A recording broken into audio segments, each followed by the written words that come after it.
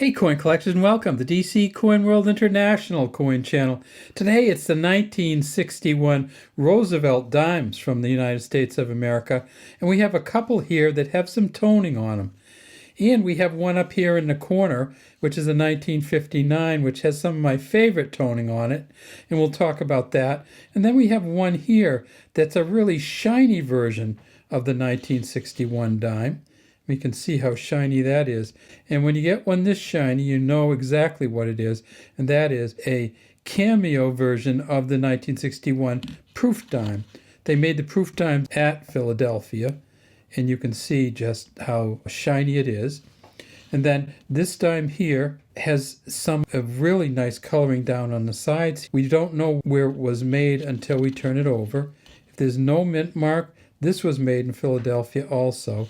And then if we turn this one over with another good toning down through here, and you can see the different colors as you go down through, you see that this one was made at the Denver Mint. And this particular one here, if we change the light so that you can see the bands, you see that this might very well be a full bands or full torch bands version of the Denver Mint coin.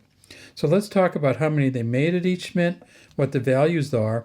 But first, let's talk about the toning. PCGS has the 1961 dime that has blue toning on it, and it's just almost unnatural how blue it is. Let's take a look at that. And here's the dime that first caught my attention from the PCGS website. And you can see it's the 1961, and just the amazing blues down here that go around the bottom, and then the back is all kind of this mottled blue. And then look at the edge here. We got this, there's a rainbow edges on these. So when I saw this, I started looking for other ones with this kind of coloring or toning on them. And here's a couple that I found. Here's a 1958, very similar again from the PCGS website here. And then here's another 1958 from eBay. And you can see that on this particular one, it's for sale for $950 from Flax Coins, a reputable coin dealer who got this just incredibly blue coin. Let's take a look if we can at the back of it. And there's the back of it.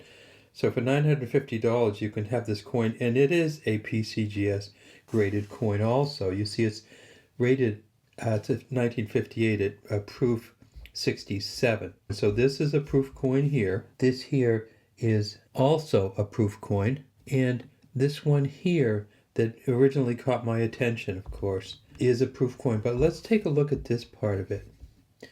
Now you see down here, this is a 1961 10-cent proof. It's not a deep cameo, but it is a proof coin. And so this isn't the highest grading of the proof coin, but when you get this kind of coloring, it just adds such a significant value onto it. And it's not just the dimes. This is a quarter from the website of the Accurate Precious Metal Refineries site. You can see right underneath. Discover the value of a 1948 Washington silver quarter, APMR team. And this is just a spectacular coin. You can see the front just has all the rainbow colors, and the back has that circle around it. And so you can find the quarters, you can find some incredible Franklin half dollars. So if you're looking for them out there, there are lots of other, mostly silver coins out there, which have the same characteristics. All right, let's get back to our coins. And this is my favorite toned dime that I have. And if we get it just right, you can start to see all the colors coming out in here. And you can see a little bit of yellow highlights in his hair, in his neck, a little bit of brown here. Some red, yellow, gold, blue, pink highlights around the edge of this coin. So this 1959 coin, which is a silver coin, all of these coins, the 59 and the 61s, are 90% silver, 10% copper. And that's what helps with the toning. If you get a coin and have it in a paper envelope, which might release sulfur or moisture over time, you start to get this toning. Now, some of you have sent me notices of how people are trying to chemical tone coins now. If you chemically tone a coin, PCGS says it has the ability to differentiate that from a naturally toned coin. So it may work out for you in terms of the appearances, but it might also be that you have changed the value of the coin significantly if you use the chemical toning on it. So at the Philadelphia Mint, they made 94 million. The best ones go for about $4,000, but a Mint State 65 with full bands goes for about 20. At the Denver Mint, a Mint State 65 goes for about $28 with full bands, and this might be very close to that, toward the 28 Mint State 65, but a Mint State 67 Plus, they found two of them, and those go for about $10,000. Finally, we have this one here, and this is proof coin, and you can see that it is somewhere between a cameo and a deep cameo proof. They made 3 million proof sets in 1961. Again, they're going to be the 90% silver, 10% copper, and the proof sets should, almost all of them, have the full bands on them, as you can see this one does. They did a good job with the proof sets in 1961, but what that means is that if you get a proof 68 or 69, it's not going to be worth huge bucks. But if you get a proof 70, they've only graded 4 of those so far at PCGS. Those go for $5,750. Okay, so when we talk about the toning, we can get a lot of different colors, and many collectors will pay significant additional money to get these tone coins if they have certain kinds of toning on them.